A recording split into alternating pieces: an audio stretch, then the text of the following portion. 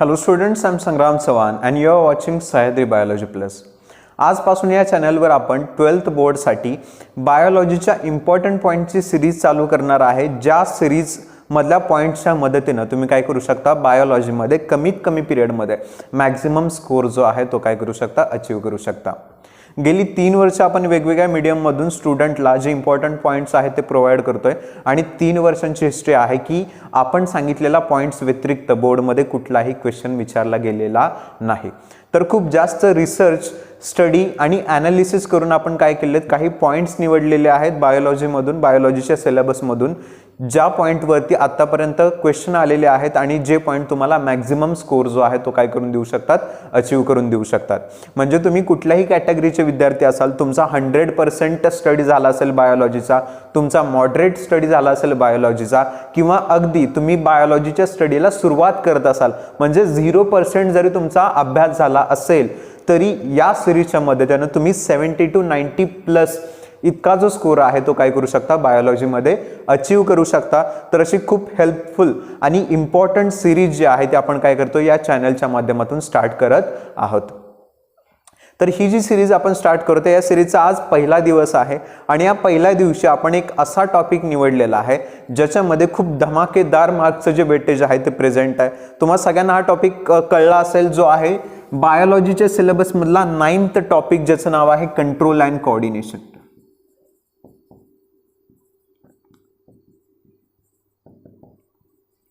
Control coordination बायोलॉजीचा 9th topic आहे आणि सगळ्यात जास्त वेटेज जर कुठल्या टॉपिकला असेल तर ते कशाला आहे, कंट्रोल कोऑर्डिनेशनला आहे. विदाउट ऑप्शन हा जो टॉपिक आहे तो तुम्हाला 8 मार्क्स प्रोव्हाइड करतो. तर विथ ऑप्शन याच्या मदतीने तुम्ही 11 मार्क्स काय करू शकता, स्कोअर करू शकता. तर एवढं जास्त वेटेज असणारा हा पॉईंट आहे किंवा टॉपिक आहे ज्याचं नाव आहे कंट्रोल कोऑर्डिनेशन. याचा जर अभ्यास चांगल्या पद्धतीने झाला असेल तर तुमचे 8 ते 11 मार्क आहेत ते एकदम सिक्युअर होतात. हे मार्क्स जागचे हलणार नाहीत. तर अशा प्रकारचा हा इम्पॉर्टंट टॉपिक आज आपण बघणार आहे आणि याच्यामधले जे इम्पॉर्टंट पॉईंट्स तुम्हाला स्टडी करायचे, ज्याच्या मदतीने तुम्ही या टॉपिकमधून 8 ते 11 मार्क काय करू शकता, एक्स्ट्रॅक्ट करू शकता, ते काही इम्पॉर्टंट पॉईंट्स आपण बघणार आहे. तर उशीर न करता सुरू करूयात आपण स्टडीला. तर कंट्रोल कोऑर्डिनेशन हा जो टॉपिक आहे, याच्यामध्ये कंट्रोल कोऑर्डिनेशनला 2 पार्टमध्ये डिवाइड केलं. एक आहे न्यूरल कंट्रोल, दुसरा आहे केमिकल कंट्रोल. तर या दोन्ही भागांवरती क्वेश्चन विचारले जातात. पण जो न्यूरल कंट्रोलचा भाग आहे किंवा नर्वस सिस्टमचा भाग आहे तो थोडासा वास्ट आहे as compared to chemical control. Chemical कंट्रोलमध्ये तुम्हाला जे वेगवेगळे एंडोक्राइन ग्लँड्स आहेत त्यांच्याबद्दल माहिती दिली आहे. मग हा थोडासा छोटा पार्ट आहे as compared to neural control. आणि कंपल्सरी केमिकल कंट्रोलमधून काय केले जातात, क्वेश्चन विचारले जातात. त्यामुळं केमिकल कंट्रोलचा जर तुम्ही अभ्यास कराल तर या अभ्यासामधून तुमचे 2 ते 3 मार्क हे काय होतात, सिक्युअर होतात. म्हणजे कमीत कमी कंटेंट वाचून जर मॅक्झिमम मार्क तुम्हाला मिळवायचे असतील कंट्रोल कोऑर्डिनेशनमधून, तर तुम्ही अभ्यासाची जी सुरुवात आहे ती कशापासून करायला पाहिजे, तर केमिकल कंट्रोलपासून करायला पाहिजे. ठीक आहे. मग सगळ्यात पहिला जो पॉईंट तुम्ही कंट्रोल कोऑर्डिनेशनमध्ये स्टडी करणार आहात, मोस्ट इम्पॉर्टंट पॉईंट, तो आहे केमिकल कंट्रोल किंवा एंडोक्राइन सिस्टम.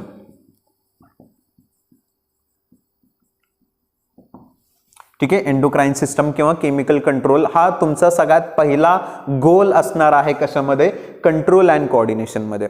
आता हा जो मोठा टॉपिक आहे किंवा मोठा पॉईंट आहे एंडोक्राइन सिस्टम, केमिकल कंट्रोल, याच्यामधलं सगळं तुम्हाला रीड करायचं आहे का, तर नाही. सगळ्याच्या सगळ्यावरती क्वेश्चन विचारले जात नाही. तर आतापर्यंत जे काही इम्पॉर्टंट पॉईंट्स म्हणजे क्वेश्चन विचारण्यासाठी यूज केलेले आहेत ते इम्पॉर्टंट पॉईंट्स तुम्हाला आता मी सांगतो. फक्त तेच तुम्हाला स्टडी करून जायचं आहे ज्याच्यावरती तुम्ही मॅक्झिमम स्कोर काय करू शकता, अचीव करू शकता. मग एंडोक्राइन सिस्टम मधून तुम्ही काय वाचाल, तर एंडोक्राइन सिस्टम मधून सगळ्यात पहिला जो भाग तुम्ही रीड करणार आहात तो आहे types of chemical signal. Types of chemical signal. Chemical कोऑर्डिनेशनच्या सुरुवातीलाच वेगवेगळे केमिकल सिग्नलचे टाइप दिलेले आहेत की आपल्या बॉडीमध्ये वेगवेगळे केमिकल सिग्नल कुठल्या कुठल्या फंक्शनसाठी तयार केले जातात. तर हे जे केमिकल सिग्नल्स आहेत त्यांचे 4 ते 5 टाइप सुरुवातीला दिलेत. या पॉईंटच्या एकदम सुरुवातीला हे पॉईंट जे आहे ते दिलेत, टाइप्स ऑफ केमिकल सिग्नल. तर हे जे केमिकल सिग्नल्स आहेत ते तुम्हाला रीड करून घ्यायचे. त्यांच्यावरती 1 लाइनर क्वेश्चन विचारले जाऊ शकतात. म्हणजे एक तर याच्यावरती MCQ विचारला जाऊ शकतो, बरोबर, फिल इन द ब्लँक्स, आणि त्याचबरोबर 1 लाइनर बरोबर, एका वाक्यात उत्तर देण्यासाठी जो क्वेश्चन आहे तो सुद्धा कशामधून विचारला जाऊ शकतो, तर केमिकल सिग्नल मधून विचारला जाऊ शकतो. ठीक आहे, मग या वन लाइनर किंवा 1 मार्क क्वेश्चनसाठी खूप इम्पॉर्टंट पॉईंट जो आहे तो आहे types of chemical signal. Hardly 2 ते 3 मिनिटं तुम्हाला हा जो पॉईंट आहे तो करण्यासाठी लागणार आहे, ज्या 2 ते 3 मिनिटांमधून तुम्हाला 1 मार्क नक्की मिळू शकतो. तर हा पहिला पॉईंट तुम्ही स्टडी करणार आहे. त्यानंतर सेकंड पॉईंट जो तुम्ही बघणार आहे केमिकल कंट्रोल मधून तो आहे mechanism of hormone action. Mechanism of hormone action म्हणजे हॉर्मोन्स जे आहेत ते आपल्या सेलवरती कशा पद्धतीनं ऍक्शन परफॉर्म करतात. काही जे हॉर्मोन्स आहेत ते सेलच्या इंटेरियरमध्ये काय करतात, एंटर करतात आणि ऍक्शन शो करतात. तर काही जे हॉर्मोन्स आहेत ते सेलच्या सरफेसवरूनच काय करतात, स्वतःची ऍक्टिव्हिटी शो करतात. तर हे जे वेगवेगळे मेकॅनिझम आहेत, 2 प्रकारचं मेकॅनिझम आहे हॉर्मोन ऍक्शनचं, हे सुद्धा आपल्या बुकमध्ये दिलं आहे. तर हे जे मेकॅनिझम आहे ते काय करायचं, तुम्हाला स्टडी करायचं. याच्यावरती खूप सारे क्वेश्चन आतापर्यंत विचारले गेलेले आहेत. मग one of the important point जो आहे तो आहे मेकॅनिझम ऑफ हॉर्मोन ऍक्शन. याच्यामध्ये 2 मेकॅनिझम दिलेत. त्या 2 मेकॅनिझमचं थेअरी तुम्हाला लक्षात ठेवायचे. त्याचबरोबर या मेकॅनिझमची छोटीशी डायग्राम आहे, बरोबर, ते डायग्राम फक्त तुम्हाला याच्यामध्ये लक्षात ठेवायचे. मग पहिला पॉईंट तुम्ही स्टडी करणार आहे टाइप्स ऑफ केमिकल सिग्नल, आणि त्यानंतर दुसरा जो पॉईंट एंडोक्राइन सिस्टम मध्ये तुम्ही लक्षपूर्वक स्टडी करणार आहे तो आहे मेकॅनिझम ऑफ हॉर्मोन ऍक्शन. याच्यावरती क्वेश्चन विचारण्याचे खूप जास्त चान्सेस आहेत. तिसरा जो पॉईंट तुम्ही एंडोक्राइन सिस्टम मध्ये स्टडी कराल तो आहे नेम्स ऑफ एंडोक्राइन ग्लँड्स. आपल्या बॉडीमधल्या ज्या वेगवेगळ्या एंडोक्राइन ग्लँड्स आहेत त्यांची नावं तुम्हाला लक्षात ठेवायची आहेत, बरोबर. म्हणजे पिट्युटरी ग्लँड पासून किंवा हायपोथॅलॅमस पासून आपल्या गोनाड्स पर्यंत, बरोबर, टेस्टिस ओव्हरीज पर्यंत हे सगळेच्या सगळे जे एंडोक्राइन ग्लँड्स आहेत ते तुम्हाला काय करायचे आहेत, लक्षात ठेवायचे आहेत, बरोबर. हायपोथॅलॅमस पासून तुम्ही सुरुवात कराल, hypothalamus, pituitary Gland, pineal Gland, त्यांच्यापासून तुम्ही स्टार्ट कराल खाली खाली येतपर्यंत गोनाड्स पर्यंत तुम्ही काय करणार आहात, एंडोक्राइन ग्लँड जे आहेत ते लक्षात ठेवणार आहात. मग हे जे एंडोक्राइन ग्लँड्स आहेत त्यांची नावं तुम्हाला लक्षात ठेवायची आहेत. फक्त नावं लक्षात ठेवायची आहेत का, तर नाही, प्रत्येक एंडोक्राइन ग्लँड याच्यामधून सिक्रेट केलं जाणारं जे हॉर्मोन आहे ते हॉर्मोन तुम्ही लक्षात ठेवाल की जे हायपोथॅलॅमस आहे त्याच्यामधून कुठले हॉर्मोन सिक्रेट होतात, पिनियल ग्लँडमधून कुठले, पिट्युटरी ग्लँडमधून कुठले, त्यानंतर आपलं जे थायरॉइड आहे त्याच्यामधून काय सिक्रेट होतं, पॅराथायरॉइडमधून, थायमसमधून काय सिक्रेट होतं. तर असे जे वेगवेगळे एंडोक्राइन ग्लँड्स आहेत त्याच्यामधून सिक्रेट होणारे हॉर्मोन्स तुम्हाला लक्षात ठेवायचे आहेत. आणि या हॉर्मोनचं जे ॲक्शन आहे ते तुम्हाला लक्षात ठेवायचं आहे. याच्यावरती 2 मार्कचे जे क्वेश्चन आहे ते विचारले जाऊ शकतात. म्हणजे काय लक्षात ठेवाल, नेम्स ऑफ एंडोक्राइन ग्लँड्स, आपल्या बॉडीमधले टोटल एंडोक्राइन ग्लँड्स आहेत ते लक्षात घ्याल. त्याच्यामधून सिक्रेट होणारे हॉर्मोन्स तुम्ही लक्षात ठेवाल आणि त्या हॉर्मोनच्या आपल्या बॉडीवरती जी ऍक्टिव्हिटी आहे ती तुम्ही लक्षात ठेवाल. हे हार्ड नाहीये, 9च्या सिलेबसमध्ये हे झालेलं आहे, बरोबर. 9चा जो टॉपिक आहे आपला, हाच टॉपिक होता life processes in living organism. 9th मध्ये टॉपिक होता. त्या टॉपिकच्या एंडला नेम्स ऑफ एंडोक्राइन ग्लँड्स, त्याच्यामध्ये हॉर्मोन आणि त्यांची जी ऍक्शन आहे ती एका चार्टच्या फॉर्ममध्ये दिले, टेबलच्या फॉर्ममध्ये. मग त्या टेबलपासून तुम्ही वाचायला सुरुवात करू शकता आणि थोडंसं डिटेल जाण्यासाठी तुम्हाला काय करायचं आहे, 12चं जे बुक आहे ते रेफर करायचं आहे. मग नेम्स ऑफ एंडोक्राइन ग्लँड्स तुम्ही पाठ करून घ्याल, त्यातले हॉर्मोन पाठ करून घ्याल आणि हॉर्मोनचं जे ऍक्शन आहे आपल्या बॉडीवरती ते तुम्ही काय करणार आहात, लक्षात ठेवणार आहात. ठीक आहे. तर हा थर्ड पॉईंट आहे जो खूप इम्पॉर्टंट आहे. म्हणजे आत्ता आपण देतोय ते पॉईंट इम्पॉर्टंट आहेतच, पण त्या पॉईंटमध्ये सुद्धा अजून इम्पॉर्टंट काय असेल तर हा तिसरा जो पॉईंट आहे तो खूप इम्पॉर्टंट आहे. त्याच्यानंतर names of endocrine glands, hormones आणि त्यांचं फंक्शन झाल्यानंतर चौथा जो पॉईंट तुम्ही स्टडी कराल तो आहे disorders. Disorders occurring due to hyper and hyposecretion of hormones. म्हणजे आपल्या बॉडीमध्ये वेगवेगळे हॉर्मोन्स काय करतात, वेगवेगळे फंक्शन परफॉर्म करतात. काही ॲबनॉर्मॅलिटीमध्ये काय होतं की काही जे हॉर्मोन्स आहेत ते जरा जास्त सिक्रेट होतात, बरोबर. जेवढी गरज असते त्यापेक्षा जास्त हॉर्मोन सिक्रेट होतात, ज्याला हायपर सिक्रिशन असं म्हटलं जातं. आणि कधी कधी गरजेपेक्षा कमी हॉर्मोन सिक्रेट होतात, ज्याला हायपोसिक्रिशन असं म्हटलं जातं. मग जर काही हॉर्मोनचं हायपर सिक्रिशन झालं किंवा त्याच हॉर्मोनचं हायपोसिक्रिशन झालं तर कुठले कुठले डिसऑर्डर आपल्या बॉडीमध्ये अराईज होतात हे सुद्धा आपल्या बुकमध्ये दिलेलं आहे. याच्यावरती खूप जास्त क्वेश्चन विचारले जातात. ठीक आहे. मग हा जो चौथा पॉईंट आहे तो तुम्ही लक्षात ठेवाल. तिसरा पॉईंट झाल्यानंतर जे आहे disorders occurring due to hyper and hyposecretion of hormones, याच्यावरती क्वेश्चन विचारले जाण्याचे खूप चान्सेस आहेत. डिसऑर्डर लक्षात ठेवाल, म्हणजे एखादा हॉर्मोन आहे ते जर जास्त सिक्रेट झालं तर कुठला डिसऑर्डर, एखादा हॉर्मोन कमी सिक्रेट झाला तर कुठला डिसऑर्डर. एक 4 ते 5 हॉर्मोन बद्दल फक्त एवढी माहिती दिली आहे, त्यामुळे सगळ्या हॉर्मोन बद्दल हे स्टडी करावा लागणार नाही. जे तुमच्या बुकमध्ये दिलंय फक्त तेवढंच लक्षात ठेवायचं आहे. इंटरनेटवरून कंटेंट डाउनलोड करून ते बघायचं नाही. जे बुकमध्ये आहे तेवढंच, हायपर सिक्रेशन आणि हायपोसिक्रेशन जे बुकमध्ये दिलेलं आहे तेवढेच डिसऑर्डर तुम्ही काय करणार आहात, लक्षात ठेवणार आहात, ज्याच्यावरती क्वेश्चन विचारले जाऊ शकतात. ठीक आहे. त्याच्यानंतर नेक्स्ट जो पॉइंट आपण बघणार आहे एंडोक्राइन सिस्टम वरती, तो आहे thyroid gland and pituitary Gland. Pituitary किंवा पिच्युटरी जसं तुमचं प्रोनाउन्सिएशन असेल तसं करू शकता. पिट्यूटरी ग्लँड, ज्याला मी पहिल्यापासून पिट्यूटरी म्हणतोय, तुमचं काही प्रोनाउन्सिएशन असेल ते यूज करू शकता. तर 5वा आणि मोस्ट इम्पॉर्टंट पॉईंट जो एंडोक्राइन सिस्टममध्ये स्टडी करायचा आहे तो आहे थायरॉइड ग्लँड आणि पिट्यूटरी ग्लँड. आत्तापर्यंत एकही पेपर, पुन्हा एकदा लक्ष द्या मी काय म्हणतोय, आत्तापर्यंत एकही पेपर असा गेलेला नाहीये ज्याच्यामध्ये थायरॉइड ग्लँडचा एक क्वेश्चन अब्सेंट आहे. बरोबर. थायरॉइड ग्लँड वरती मिनिमम एक तरी क्वेश्चन जो आहे तो कशामध्ये विचारला गेला आहे, एक्झाम मध्ये विचारला गेला आहे. अगदी 1 मार्कापासून 4 मार्क पर्यंत एवढी जी व्हरायटी आहे क्वेश्चनची ती कशावरती विचारलेली आहे, थायरॉइड ग्लँड वरती विचारलेली आहे. त्यामुळे हा जो पॉईंट आहे, पुन्हा एकदा लक्ष द्या बाळांनो, या पॉईंटला मी व्हेरी व्हेरी व्हेरी इम्पॉर्टंट असं लिहितोय. ठीक आहे. थायरॉइड ग्लँड वरती हमखास कुठला ना कुठला तरी क्वेश्चन विचारला जातो. एकतर 1 मार्काचा क्वेश्चन विचारतील किंवा 4 मार्कचा जो क्वेश्चन आहे तो सुद्धा यावरती विचारला जाऊ शकतो. मग पुन्हा एकदा लक्ष द्या बाळांनो, एंडोक्राइन सिस्टम याच्यामध्ये तुम्ही लक्षात घ्याल टाइप्स ऑफ केमिकल सिग्नलचे 4 प्रकार आहेत. बस एवढंच लक्षात ठेवायचं. 2 मिनिटाचा सुद्धा वेळ लागणार नाही, त्याच्यामध्ये तुम्हाला 1 मार्क इथं सिक्युअर होतो. त्याच्यानंतर मेकॅनिझम ऑफ हॉर्मोन ऍक्शन, 5-5 मिनिटाचे 2 पॅराग्राफ आहेत. एक पॅराग्राफ 5 मिनिटाचा, दुसरा पॅराग्राफ 5 मिनिटाचा. 10 मिनिटामध्ये mechanism of hormone action complete होतं. ठीक आहे. हॉर्मोन आपल्या बॉडीमध्ये ज्या सेल्स आहेत त्यावरती कशा पद्धतीने ऍक्शन परफॉर्म करतं, ऍक्टिव्हिटी परफॉर्म करतं, हे इलॅबोरेट केलेलं या पॉइंटमध्ये. मग मेकॅनिझम ऑफ हॉर्मोन ऍक्शन, त्यामध्ये 2 मेकॅनिझम आहेत 5-5 मिनिटाचे, ते फक्त तुम्हाला स्टडी करायचे आहेत, जे तुम्हाला 2 मार्क मिळवून देऊ शकतात. त्याच्यानंतर नेम्स ऑफ एंडोक्राइन ग्लँड, त्याचे हॉर्मोन आणि त्यांच्या ऍक्शन हार्डली अर्धा तास लागू शकतो फक्त बाळांनो यांना. तर या अर्ध्या तासामध्ये तुम्हाला नेम्स ऑफ एंडोक्राइन ग्लँड्स, बॉडीमधल्या एंडोक्राइन ग्लँड्स, त्यांचे हॉर्मोन आणि त्या हॉर्मोनची ऍक्शन एवढं स्टडी करायचे अर्ध्या तासामध्ये. हा जो पॉइंट आहे तो तुमचे 2 मार्क काय करतो, सिक्युअर करतो.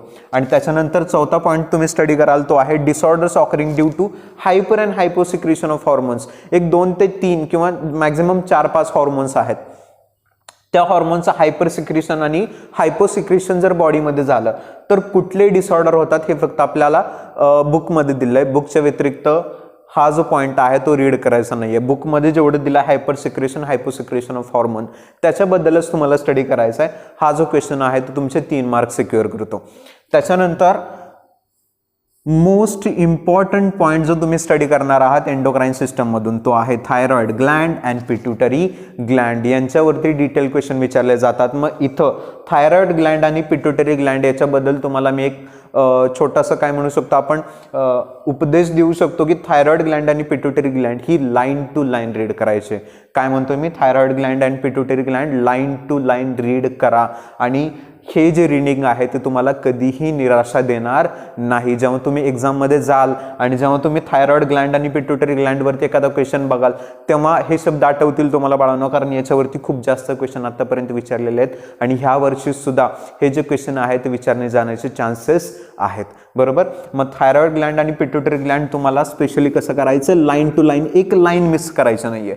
कारण आतापर्यंत मी जे क्वेश्चन बघितले थायरॉइड ग्लँड पिट्यूटरी ग्लँडचा कुठलाही पॉईंट क्वेश्चनमध्ये मिस करण्यात आलेला नाही. प्रत्येक पॉईंटवरती यांच्यावरती काय झालेत, क्वेश्चन झालेले आहेत. बरोबर. म्हणजे थायरॉइड ग्लँडमध्ये हॉर्मोन पासून त्याच्यामधल्या डिसऑर्डर पासून सगळ्या प्रकारचे जे डिफरन्स पर्यंत जे क्वेश्चन आहेत ते याच्यामध्ये विचारलेले आहेत. बरोबर. म्हणजे थायरॉइडचं जे हायपर सिक्रेशन आहे आणि हायपोसिक्रेशन आहे याच्यामध्ये होणारे डिसऑर्डर, त्यांच्यामध्ये काय डिफरन्सेस आहेत हे डिफरन्सेस सुद्धा विचारण्यात आलेले आहेत. त्यामुळे थायरॉइड ग्लँड तुम्हाला स्पेशली लाईन टू लाईन काय करायचे, रीड करायचे, आणि पिट्युटरी ग्लँड तुम्हाला काय करायचे, लाईन टू लाईन रीड करायचे.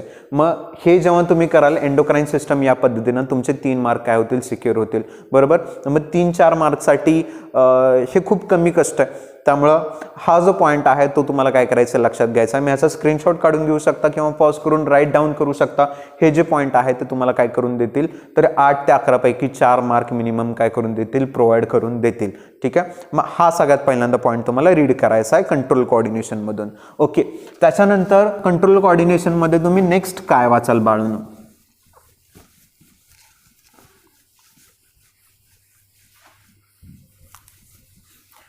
कंट्रोल कोऑर्डिनेशन मध्ये सेकंड जो पॉइंट तुम्ही बघणार आहात तो आहे reflex action. Reflex action, reflex action miss करता कामा नये. कारण लास्ट इयरमध्ये आणि त्याच्या मागच्या वर्षी रिफ्लेक्स ऍक्शन हा डिलीटेड पोर्शन मध्ये होता. रिफ्लेक्स ऍक्शन हा कशामध्ये नव्हता, सिलेबसमध्ये नव्हता. त्यामुळे गेल्या 2 वर्षांमध्ये रिफ्लेक्स ऍक्शनवरती कुठलाही क्वेश्चन आलेला नाही. आणि त्यामुळे रिफ्लेक्स ऍक्शनमध्ये यावर्षी खूप जास्त पोटेन्शियल आहे की 2 वर्ष रिफ्लेक्स ऍक्शननी काय केलेलं, स्वतःची ॲबिलिटी आहे ती अशी धरून ठेवलेली, रोखून ठेवली होती. आणि आता 2 वर्षानंतर रिफ्लेक्स ऍक्शन काय झालंय, फ्री झालेलं आहे. कारण या वर्षीच्या सिलेबसमध्ये रिफ्लेक्स ऍक्शन प्रेझेंट आहे. त्यामुळे रिफ्लेक्स ऍक्शनवरती हमखास क्वेश्चन विचारले जाण्याचे चान्सेस आहे. ठीक आहे. 99.99% चान्सेस आहेत रिफ्लेक्स ऍक्शनवरती एखादा क्वेश्चन विचारला जाऊ शकतो. कारण या 2 वर्षाच्या आधीचे जर PYQ तुम्ही चेक कराल तर प्रत्येक पेपरमध्ये रिफ्लेक्स ऍक्शन विचारला किंवा 1 वर्ष आड तरी रिफ्लेक्स ऍक्शनवरती क्वेश्चन आलेला आहे. बरोबर. त्यामुळे रिफ्लेक्स ऍक्शन केमिकल कंट्रोल झाल्यानंतर तुम्हाला दुसरा जो पॉईंट कंट्रोल कोऑर्डिनेशन मध्ये स्टडी करायचा आहे तो कुठला आहे, रिफ्लेक्स ऍक्शन. केमिकल कंट्रोल झालं की लगेच कशाकडे वळायचं आहे, रिफ्लेक्स ऍक्शनकडे वळायचं. दुसरा कुठलाही पॉईंट बघायचा नाही कारण याच्यावरती खूप जास्त क्वेश्चन येण्याचे चान्सेस आहेत. मग आता रिफ्लेक्स ऍक्शन मध्ये बाळांनो काय काय तुम्ही स्टडी कराल, तर रिफ्लेक्स ऍक्शन मध्ये पहिल्यांदा तुम्ही डिफाईन कराल रिफ्लेक्स ऍक्शन. रिफ्लेक्स ऍक्शनची डेफिनेशन आहे ती काय करायची तुम्हाला लक्षात ठेवायचे. आणि त्याचबरोबर रिफ्लेक्स ऍक्शनचं मेकॅनिझम बघायचं आहे की रिफ्लेक्स ऍक्शन आपल्या बॉडीमध्ये नक्की कशा पद्धतीने वर्क करते, रिफ्लेक्स ऍक्शन कधी काम करते, त्याच्यावरती कसला कंट्रोल आहे. म्हणजे रिफ्लेक्स ऍक्शन हे काय म्हणू शकतो आपण, व्हॉलंटरी आहे की इनव्हॉलंटरी आहे, रिफ्लेक्स ऍक्शनमध्ये नर्वस सिस्टमचा कुठला भाग इन्व्हॉल्ड आहे, हे जे सगळं मेकॅनिझम आहे रिफ्लेक्स ऍक्शनचं ते तुम्हाला लक्षात ठेवायचं आहे. दुसरी गोष्ट त्याच्यानंतर तुम्ही लक्षात ठेवाल रिफ्लेक्स ऍक्शनची डायग्राम. रिफ्लेक्स ऍक्शनची डायग्राम ही जर डायग्राम तुम्हाला बुकमध्ये अनअवेलेबल असली तर ही जी डायग्राम आहे तुम्ही नेटवरती सर्च करू शकता. रिफ्लेक्स ऍक्शनची डायग्राम तुम्हाला बघायची आहे. किंवा 9चं जर बुक तुम्ही घेतलं 9वीचं, बरोबर, तर त्या बुकमध्ये तुम्हाला रिफ्लेक्स ऍक्शनची डायग्राम पाहायला मिळू शकते. मग तिथून हे डायग्राम उचलू शकता किंवा इंटरनेटवरून तुम्ही ही जी डायग्राम आहे ती पाहून घेऊ शकता. रिफ्लेक्स ऍक्शनची डायग्राम तुम्हाला एक लक्षात ठेवायची आहे. त्याच्यानंतर नेक्स्ट जो पॉईंट तुम्ही रिफ्लेक्स ऍक्शनमध्ये लक्षात घ्याल तो आहे रिफ्लेक्स आर्क. रिफ्लेक्स आर्क म्हणजे काय, तर रिफ्लेक्स ऍक्शनचं मेकॅनिझम ज्या पद्धतीने वर्क होतं. रिफ्लेक्स ऍक्शनमध्ये इन्व्हॉल्व जे न्यूरॉन्स आहेत त्या न्यूरॉन्सचं जे काय म्हणू शकतो आपण पाथवे आहे त्यालाच काय म्हटलं जातं, रिफ्लेक्स आर्क असं म्हटलं जातं. मग रिफ्लेक्स आर्क बद्दलची जी इन्फॉर्मेशन आहे ती तुम्हाला लक्षात ठेवायची. रिफ्लेक्स आर्कवरती क्वेश्चन विचारला जातो, याची डायग्राम सुद्धा ड्रॉ करण्यासाठी विचारली जाते. मग हे नेक्स्ट पॉईंट तुम्ही लक्षात ठेवाल. आणि त्यानंतर लास्ट जो पॉईंट रिफ्लेक्स ऍक्शन मध्ये लक्षात ठेवायचा आहे तो आहे chart number 9.15. Chart number 9.15 page number किती वरती प्रेझेंट हा 195. Page number 19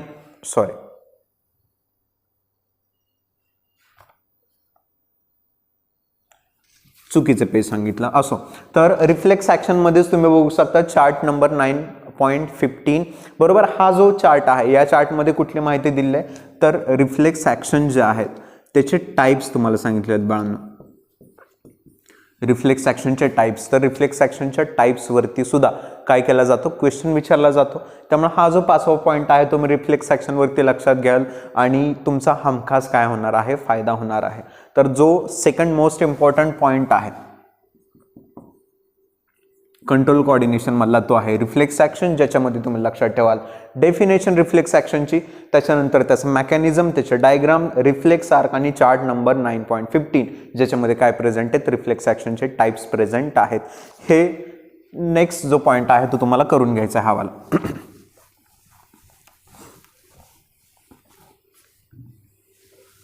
okay, reflex action नंतर थर्ड पॉईंट ज्याच्याकडे तुम्हाला लक्ष द्यायचं आहे ते आहे स्पायनल कॉर्ड. Spinal cord. आता स्पायनल कॉर्डवरती काय काय क्वेश्चन विचारले जातात ते बघा बाळांनो. तर एक येतं टीएस ऑफ स्पायनल कॉर्ड, हा खूप जास्त विचारला गेलेला क्वेश्चन आहे. आतापर्यंत 2 ते 3 वेळा टीएस ऑफ स्पायनल कॉर्डवरचे जे क्वेश्चन आहेत हे मी पेपरमध्ये बघितलेले आहे. त्यामुळे टीएस ऑफ स्पायनल कॉर्ड हा दुसरा एक इम्पॉर्टंट अशा प्रकारचा क्वेश्चन आहे जो तुम्हाला काय करायचं लक्षात ठेवायचा. आता टीएस ऑफ स्पायनल कॉर्ड हा एक पॉईंट तुम्हाला बुकमध्ये पाहायला मिळू शकतो. या पॉईंटमधलं तुम्ही काय काय लक्षात ठेवाल तर टीएस ऑफ स्पायनल कॉर्डचं जे डिस्क्रिप्शन आहे ते डिस्क्रिप्शन तुम्ही लक्षात घ्याल आणि टीएस ऑफ स्पायनल कॉर्डची जी डायग्राम आहे बाळांनो ती डायग्राम तुम्हाला लक्षात ठेवायची आहे. मग एकतर डायग्राम तुम्हाला काढायला विचारली जाऊ शकते किंवा डायग्राम ऑलरेडी पेपरमध्ये येऊन त्याचं जे नेमिंग आहे, लेबलिंग आहे ते विचारलं जाऊ शकतं. मग टीएस ऑफ स्पायनल कॉर्ड हा एक इम्पॉर्टंट पॉईंट आहे ज्याचं डिस्क्रिप्शन लक्षात ठेवायचं आहे आणि ज्याचे डायग्राम तुम्हाला लक्षात ठेवायचे, ज्याच्यावरती क्वेश्चन विचारले जाऊ शकतात. मग हा एक पॉईंट झाला स्पायनल कॉर्डमध्ये लक्षात ठेवायला टीएस ऑफ स्पायनल कॉर्ड, तिचं डिस्क्रिप्शन, त्याचे डायग्राम आणि त्यानंतर स्पायनल कॉर्डचं जे फंक्शन आहे ते फंक्शन एक तुम्हाला लक्षात ठेवायचं आहे. स्पायनल कॉर्डचं सिंपल फंक्शन आहे. स्पायनल कॉर्ड कशामध्ये मदत करते, रिफ्लेक्स ॲक्शनमध्ये मदत करते बरोबर. त्याचबरोबर स्पायनल कॉर्डचं काय फंक्शन आहे, आपले बॉडी पार्ट्स आणि ब्रेन याच्यामध्ये कम्युनिकेशन एस्टॅब्लिश करण्याचं काम आहे ते कोण करतं, स्पायनल कॉर्ड करतं. ब्रेनला बाकी बॉडीशी कोण कनेक्टेड ठेवतं, स्पायनल कॉर्ड कनेक्टेड ठेवते. जर स्पायनल कॉर्ड नसती तर ब्रेन आणि बाकीचे ऑर्गन यांच्यामध्ये कनेक्शन प्रेझेंट नसतं. हे एक फंक्शन आहे स्पायनल कॉर्डचं. दुसरं फंक्शन आहे रिफ्लेक्स ॲक्शन. रिफ्लेक्स ॲक्शनमध्ये मेजर रोल कोण परफॉर्म करतं तर स्पायनल कॉर्ड परफॉर्म करते. मग हे जे फंक्शन आहे ते एक तुम्हाला लक्षात ठेवायचं आहे. मग स्पायनल कॉर्डमध्ये लक्षात ठेवाल तुम्ही TS of spinal cord, transverse section, त्यानंतर डिस्क्रिप्शन टीएसचं, त्यानंतर टीएसचे डायग्राम आणि स्पायनल कॉर्डचं फंक्शन. एवढे जे पॉईंट आहेत ते स्पायनल कॉर्डमध्ये लक्षात ठेवायचे. बाकी पॉईंटकडे लक्ष दिलं नाही तरी चालू शकतं. याच्यावरती क्वेश्चन विचारले जातील. जर स्पायनल कॉर्डवरती मला क्वेश्चन टाकायचे असतील तर मी क्वेश्चन कशावरती टाकणार आहे, याच पॉईंटवरती टाकणार आहे. याच्या व्यतिरिक्त एक्झाममध्ये काहीही येणार नाही. जर क्वेश्चन स्पायनल कॉर्ड रिलेटेड असेल तर एवढेच पॉईंट विचारले जातात. ओके, स्पायनल कॉर्ड नंतर फोर्थ जो इम्पॉर्टंट पॉईंट तुम्ही बघाल, फोर्थ इम्पॉर्टंट पॉइंट तो असेल न्यूरोग्लियल सेल्स. न्यूरोग्लियल सेल्स यांच्यावरती 1 लाइनर क्वेश्चन विचारले जाण्याचे चान्सेस आहेत बरोबर आहे. एका मार्कचे जे क्वेश्चन आहे ते न्यूरोग्लियल सेल्स वरती विचारतील किंवा मॅक्झिमम 2 मार्क. न्यूरोग्लियल सेल्समध्ये तुम्ही काय लक्षात ठेवाल, न्यूरोग्लियल सेलचा एक चार्ट तुमच्या बुकमध्ये प्रेझेंट आहे बरोबर, ज्याच्यामध्ये 6 न्यूरोग्लियल सेल्स ज्या आहेत त्या दिल्या आहेत. त्या सेलची नावं दिली आहेत, सेलचं लोकेशन दिलं आहे आणि त्या सेलचं जे फंक्शन आहे ते तुम्हाला तुमच्या बुकमध्ये प्रोव्हाइड केलं आहे. मग एवढ्याच गोष्टी लक्षात ठेवाल. न्यूरोग्लियल सेल्स, त्याचे नेम्स लक्षात ठेवाल, त्यांचं लोकेशन लक्षात ठेवा. लोकेशनमध्ये 2च लोकेशन येतात, एकतर CNS येणार आहे किंवा PNS येणार आहे, central nervous system, peripheral nervous system. ह्या 2 लोकेशन आहेत. मग त्या 2 लोकेशनपैकी कुठली तरी एक लोकेशन कशाची असणार आहे, न्यूरोग्लियल सेलची असणार आहे. 6 वेगवेगळी नावं तुम्ही लक्षात ठेवाल. ती 6 नावाचे 2च लोकेशन तुम्हाला लक्षात ठेवावे लागणार आहेत आणि प्रत्येक न्यूरोग्लियल सेलचं जे फंक्शन आहे बाळांनो ते फंक्शन तुम्हाला काय करायचं लक्षात ठेवायचं. आणि एवढं पॉईंट केल्यानंतर सुद्धा तुम्हाला 1 ते 2चे मार्क आहेत ते या पॉईंट पासून मिळू शकतात. ठीक आहे. मग हा फोर्थ अशा प्रकारचा इम्पॉर्टंट पॉईंट आहे न्यूरोग्लियल सेल. छोटासा पॉईंट आहे, याच्यामधून तुम्ही लक्षात ठेवाल names, location and function of neuroglial cells. त्याच्यानंतर 5th इम्पॉर्टंट पॉईंट जो कंट्रोल कोऑर्डिनेशन मध्ये तुम्हाला रीड करायचा आहे तो असेल प्रॉपर्टीज ऑफ नर्व फायबर.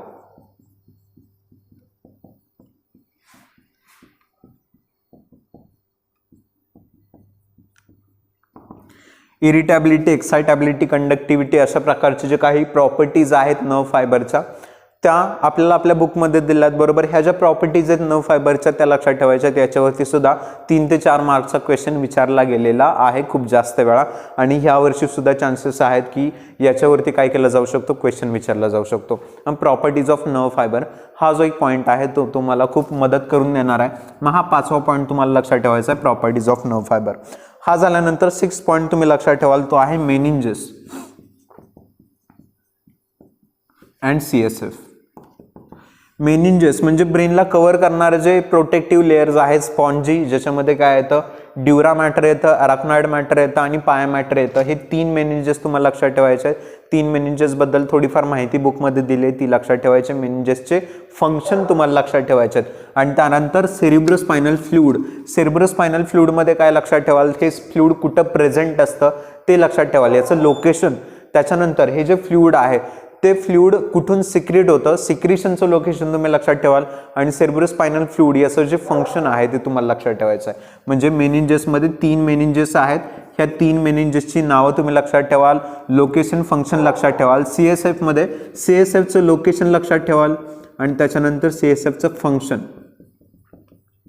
हे सुद्धा लक्षात ठेवाल. याच्यावरती सुद्धा क्वेश्चन विचारले गेलेले आहेत. मेनिंजेस आणि CSF हा 6वा पॉईंट तुम्ही रीड अँड लर्न करणार आहात. त्याच्यानंतर 7वा जो पॉईंट तुम्हाला कंट्रोल कोऑर्डिनेशन मध्ये लक्षात ठेवायचा आहे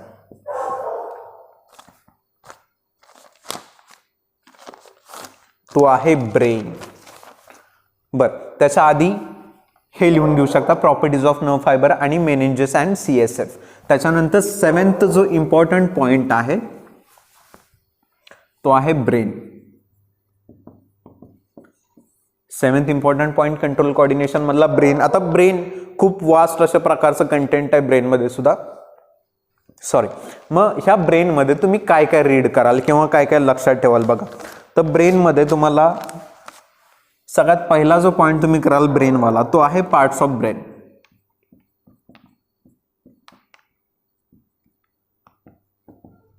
वेगवेगळे ब्रेनचे पार्ट्स आहेत ते पार्ट्स तुम्ही कराल आणि त्यांचं जे फंक्शन आहे बेसिक फंक्शन बरोबर, डिटेलमध्ये जायचं नाही. ब्रेनचे वरचे जे काही पार्ट्स आहेत बरोबर, सेरिब्रम आहे, सेरिबेलम आहे, मिडल ऑब्लॉंगेटा आहे बरोबर, हे जे काही बेसिक पार्ट आहे ते बेसिक पार्ट आणि त्यांचं बेसिक फंक्शन हे फक्त तुम्हाला काय करायचं आहे, इनिशियली लक्षात ठेवायचं आहे पार्ट्स ऑफ ब्रेनमध्ये. त्याच्यानंतर parts of brain and function, डिटेलमध्ये जाऊ नका. एक ओव्हरऑल फंक्शन आणि जे एक ओव्हरऑल पार्ट्स आहेत ब्रेनचे ते फक्त बघायचे आहेत आणि त्यांचे बेसिक फंक्शन आहे ते स्टडी करायचं आहे, डिटेलमध्ये जायचं नाही. त्याच्यानंतर जो सेकंड पॉईंट तुम्ही ब्रेनमध्ये स्टडी कराल तो बाळांनो काय बघा, सेकंड पॉईंट आहे डायग्राम. ब्रेनचे डायग्राम विचारली जाते बरोबर. मग ब्रेनचे डायग्राम सोप्या काही स्टेपमध्ये कशा पद्धतीने ड्रॉ करायचं याच्याबद्दल जो व्हिडिओ आहे तो व्हिडिओ आपल्याला याच चॅनलवरती अवेलेबल होऊ शकतो. तो व्हिडिओ तुम्ही रेफर करू शकता डायग्राम शिकण्यासाठी बरोबर. जास्त चांगल्या पद्धतीने नाही पण एक बऱ्यापैकी जी डायग्राम आहे ती तुम्ही काय करू शकता, त्या व्हिडिओच्या मदतीने ड्रॉ करू शकता. मग हे डायग्राम तुम्हाला ब्रेनचे लक्षात ठेवायचा हा दुसरा इम्पॉर्टंट पॉईंट आहे ब्रेनमधला. एक आहे parts of brain and their function आणि त्याच्यानंतर दुसरा जो पार्ट आहे तो आहे डायग्रामचा. ही डायग्राम तुम्हाला लक्षात ठेवायचे ज्याच्याबद्दल व्हिडिओ आपल्याला या चॅनलवरती प्रोव्हाइड केलेला आहे. तो व्हिडिओ तुम्ही काय करू शकता, रेफर करू शकता. त्याच्यानंतर थर्ड जे आहे ते फंक्शनल एरियाज ऑफ सेरिब्रम. याच नावाचा पॉइंट तुम्हाला बुकमध्ये प्रेझेंट आहे, फंक्शनल एरियाज ऑफ सेरिब्रम. फक्त एवढ्याच आकाराचा काय प्रेझेंट आहे, पॅराग्राफ प्रेझेंट आहे बरोबर. एवढा जास्त नाही, एवढ्याच आकाराचा पॅराग्राफ आहे बरोबर. आणि त्या पॅराग्राफमध्ये ब्रेनचे सेरिब्रमचे जे फंक्शनल एरियाज आहेत ते काय केलेले आहेत तर एलॅबोरेट केले, थोडेसे डिस्क्राईब केले आहेत. मग ते जे फंक्शनल एरियाज आहेत सेरिब्रम ते फंक्शनल एरियाचे नेम्स सांगितलेले आहेत बरोबर. आणि त्याचबरोबर त्या फंक्शनल एरियाचे जे फंक्शन्स आहेत, आता फंक्शनल एरियाज आहेत म्हटल्यावर त्यांचे काहीतरी फंक्शन असणार. मग names and functions of functional areas of cerebrum एवढे पॉईंट तुम्हाला काय करायचे आहेत, फक्त रीड करायचे आहेत आणि लक्षात ठेवायचे. सेरिब्रमचे फंक्शनल एरिया, त्यांचे नावं आणि त्यांचे फंक्शन. छोटासाच पॅराग्राफ आहे, पॅराग्राफचं नाव हे सेम नेम आहे, फंक्शनल एरियाज ऑफ सेरिब्रम. हा पॉईंट तुम्हाला काय करायचा आहे, प्रिपेअर करून घ्यायचा आहे ब्रेनमधला. आणि त्याच्यानंतर फोर्थ जो पॉईंट तुम्ही बघाल ब्रेन मधला तो आहे व्हेंट्रिकल्स. ब्रेनमध्ये प्रेझेंट असणारे जे व्हेंट्रिकल्स आहेत, ते व्हेंट्रिकलचं लोकेशन तुम्हाला लक्षात ठेवायचं आणि व्हेंट्रिकलची जी नावं आहेत ती फक्त तुम्हाला लक्षात ठेवायची आहे. ठीक आहे. ब्रेनमध्ये प्रेझेंट असणारी पोकळ जागा, ज्याला आपण काय म्हणतो, व्हेंट्रिकल म्हणतो. कॅव्हिटी ज्या ब्रेनच्या आतमध्ये प्रेझेंट असते त्या कॅव्हिटीला व्हेंट्रिकल असं म्हणायचं. मग ते व्हेंट्रिकलचं लोकेशन काय काय आहे, किती प्रकारचे व्हेंट्रिकल असतात, त्या व्हेंट्रिकलचं काय लोकेशन आहे ते आपल्याला याच्यामध्ये दिलेलं आहे. बरोबर. आणि त्याची नावं जी आहेत व्हेंट्रिकलची ती सुद्धा आपल्याला बुकमध्ये पाहायला मिळतील. मग व्हेंट्रिकलवरती आतापर्यंत 2 वेळा क्वेश्चन विचारला गेलेला आहे, त्यामुळे हे व्हेंट्रिकल एक तुम्हाला लक्षात ठेवायचं आहे. मग ब्रेन यामधलं तुम्ही काय कराल, सगळ्यात पहिल्यांदा ओव्हरऑल जे बेसिक पार्ट्स आहेत ब्रेनचे ते लक्षात घ्याल, त्यांचं फंक्शन लक्षात घ्याल. त्यानंतर ब्रेनची जी डायग्राम आहे ती तुम्ही स्टडी कराल, लक्षात ठेवाल.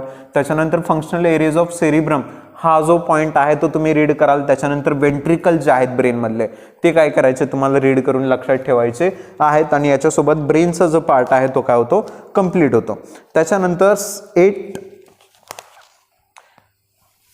जो पार्ट आहे जो तुम्हाला याच्यानंतर प्रिपेअर करायचा आहे,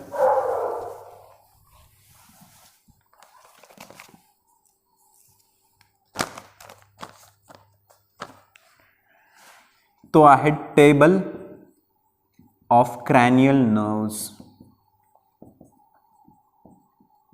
आपली जी पेरिफेरल नर्वस सिस्टम आहे, पेरिफेरल नर्वस सिस्टम मध्ये 2 प्रकारचे नर्व्स आहेत, क्रॅनियल नर्व्स आणि स्पायनल नर्व्स.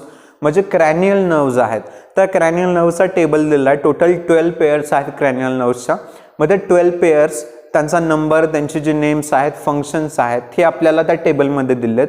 तो टेबल लक्षात ठेवायचा आहे बाळांनो. आतापर्यंत एक 5 वेळा क्रॅनियल नर्व्सवरती क्वेश्चन विचारला गेलेला आहे, त्यामुळे यावर्षी सुद्धा क्रॅनियल नर्व्सवरती एखादा क्वेश्चन पडण्याचे चान्स जो आहे तो आहे. ठीक आहे. टेबल ऑफ क्रॅनियल नर्व्स हा तुम्हाला लक्षात घ्यायचा आहे. मग आता हा जो टेबल आहे, या टेबलमध्ये तुम्ही काय काय लक्षात घ्याल. पूर्ण टेबल असं आहे तसं तोंडपाठ करायचं नाहीये. तर क्रॅनियल नर्व्समध्ये तुम्ही सगळ्यात पहिली जी गोष्ट लक्षात ठेवाल तो आहे number of cranial nerves. Total 12 आहेत. बरोबर. आणि ते 12 जे क्रॅनियल नर्व्स आहेत त्यातला 1 ते 12 जे क्रॅनियल नर्व्स आहेत त्यांचा नंबर लक्षात ठेवाल. आता प्रत्येक नंबरचं जे नेम आहे क्रॅनियल नर्व्सचं ते नेम लक्षात ठेवाल. म्हणजे फर्स्ट क्रॅनियल नर्व आहे तिचं नाव काय, त्याच्यानंतर सेकंड क्रॅनियल नर्व तिचं नाव काय, थर्ड क्रॅनियल नर्व तिचं नाव काय, अशा प्रकारे जे नंबर आहेत क्रॅनियल नर्व्सचे ते तुम्हाला लक्षात ठेवायचे आहेत. आणि ते झाल्यानंतर क्रॅनियल नर्व्सचं जे नेम आहे ते नेम काय करायचं तुम्हाला लक्षात ठेवायचं आहे. आणि त्याच्यानंतर टाईप ऑफ क्रॅनियल नर्व, म्हणजे आता एकतर क्रॅनियल नर्व ही कशी असणार आहे, सेन्सरी असणार आहे किंवा मोटार असणार आहे किंवा मिक्स टाईप असणार आहे. बरोबर. म्हणजे 3 टाईप आहेत, सेन्सरी, मोटार किंवा मिक्स टाईप. या तिन्हींपैकी कुठला तरी एक जो टाईप आहे तो क्रॅनियल नर्व्स असणार. टोटल 12 नर्व्स आहेत, त्यातल्या 12 पैकी जी नर्व आहे ती एकतर मिक्स टाईप असू शकते, एकतर मोटार असू शकते किंवा सेन्सरी असू शकते.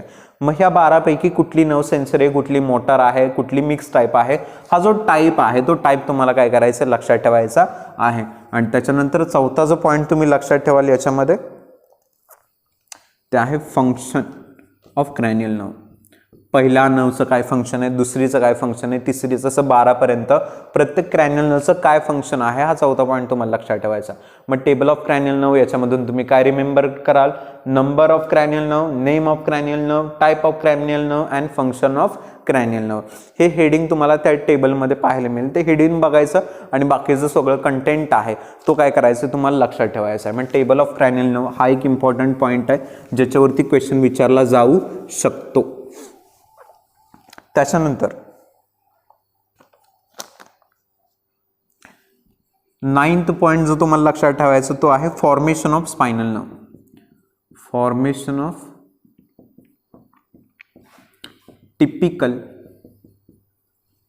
Spinal nerve.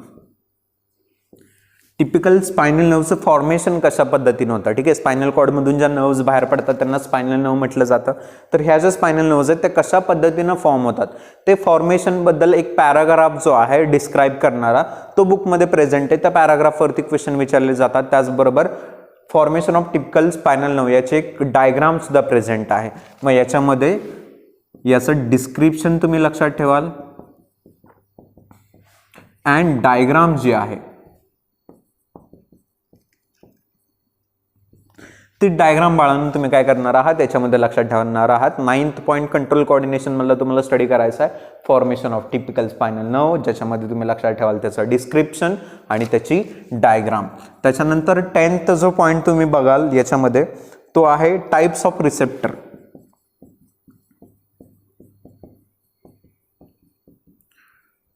Types of sensory receptor, chart number 9.18. Chart number 9.18 9.18 नंबरचा जो चार्ट आहे टाइप्स ऑफ सेन्सरी रिसेप्टर, हा टाइप ऑफ सेन्सरी रिसेप्टरचा जो चार्ट आहे त्याच्यावरती क्वेश्चन येण्याचे खूप जास्त चान्सेस आहेत बाळांनो. याला मी व्हेरी इम्पॉर्टंट या पद्धतीनं थोडंसं नोट करतो का, कारण रिसेप्टरचा जो पॉईंट आहे तो सुद्धा मागच्या 2 वर्षांमध्ये काय होता तर रिड्यूस्ड होता. त्यामुळे याच्यावरती सुद्धा यावर्षी काय केले जाऊ शकतात, क्वेश्चन विचारले जाऊ शकतात. त्यामुळे टाइप्स ऑफ रिसेप्टर ज्याच्यामध्ये तो चार्ट 9.18 हा जो चार्ट आहे तो काय करायचा आहे तुम्हाला लक्षात ठेवायचा आहे, ज्याचा तुम्हाला हमखास फायदा होणार आहे. आणि त्याच्यानंतर ह्यूमन आय थोडंसं रीड करून जाऊ शकता. ह्यूमन आय वरती एखादा क्वेश्चन विचारला जाऊ शकतो, याचं एक थोडंसं रीडिंग ठेवा. हे रीडिंग तुम्हाला काय करणार नाही, निराश करणार नाही किंवा एक्स्ट्राचं रीडिंग होणार नाही. या हमखास क्वेश्चन जो आहे ते याच्यावरून विचारले जाण्याचे चान्सेस आहेत, बरोबर. त्यामुळे ह्यूमन आय लक्षात ठेवू शकता. एक वेळ इयर वाचलं नाही तरी चालेल, कारण इयरवरती सहसा क्वेश्चन आलेले नाही आहेत आतापर्यंत. आलेले क्वेश्चन आपल्याला फक्त ह्यूमन आय वरती पाहायला मिळालेत. त्यामुळे ह्यूमन आयचं एक थोडंसं बेसिक रीडिंग आहे ते तुम्ही करून जाऊ शकता. आणि त्याच्यानंतर 12th आणि लास्ट पार्ट जो तुम्हाला या टॉपिक मधला बघायचा आहे फायनली, तो आहे डिसऑर्डर्स ऑफ नर्वस सिस्टम.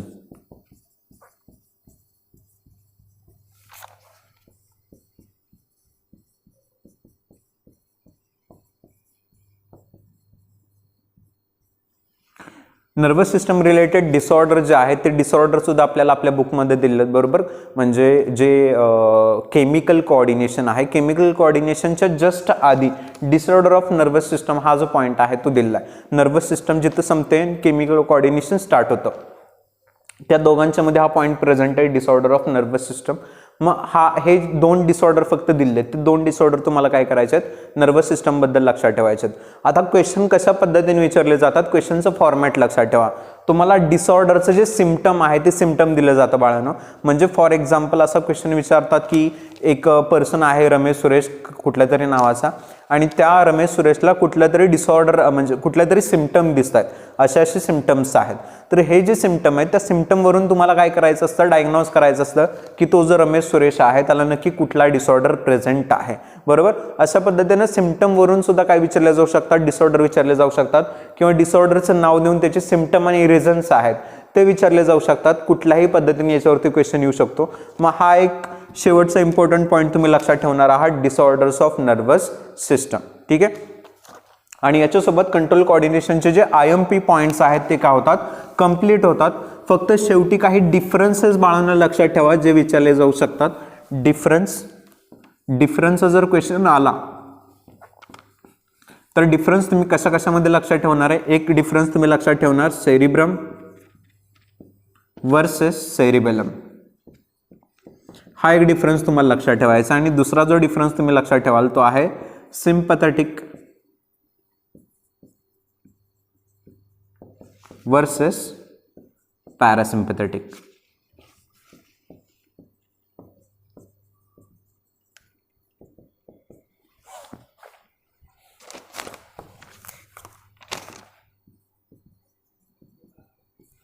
ठीक आहे. मग हे 2 डिफरन्स तुम्ही लक्षात ठेवा, सेरिब्रम वर्सेस सेरिबेलम आणि सिम्पॅथेटिक वर्सेस पॅरासिम्पॅथेटिक. हे जे 2 डिफरन्स आहेत ते सुद्धा आतापर्यंत विचारले गेलेत, या वर्षी सुद्धा विचारले जाऊ शकतात, बरोबर. मग आता हे जे पॉईंट आहेत आतापर्यंत सांगितलेले टोटल 12 पॉईंट झालेत बाळांनो. या 12 पॉईंट व्यतिरिक्त कंट्रोल कोऑर्डिनेशनवरती कुठलाही क्वेश्चन विचारला जाणार नाही. हे जर 12 पॉईंट तुम्ही कव्हर केले तर कंट्रोल कोऑर्डिनेशन तुम्हाला हमखास 8 ते 11 मार्क प्रोव्हाइड करून देऊ शकतो. मग वेळ न घालवता तुम्ही काय करायचं आहे, हे जे पॉईंट्स आहेत त्यांचं प्रिपरेशन स्टार्ट करायचं आहे. आणि जर पॉईंट प्रिपेअर ऑलरेडी झाले असतील तर फक्त यांची काय करायची, रिव्हिजन करायची आहे, ठीक आहे. स्टडीसाठी ऑल द बेस्ट.